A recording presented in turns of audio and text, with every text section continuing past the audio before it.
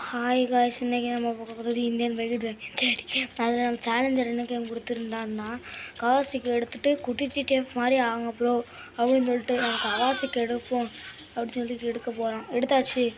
அடுத்து நம்ம சேஞ்சு மாற்றிட்டு ஹெல்மெட்டை போடுறா மண்டையன் அப்படின்னு சொல்லிட்டு போட்டாச்சு. வண்டி கிளம்ப போகுது. இப்போ இந்த ஒரு மியூசிக் வரும். அது என்ன மியூசிக்னு நீங்கள் தான் கண்டுபிடிக்கணும்.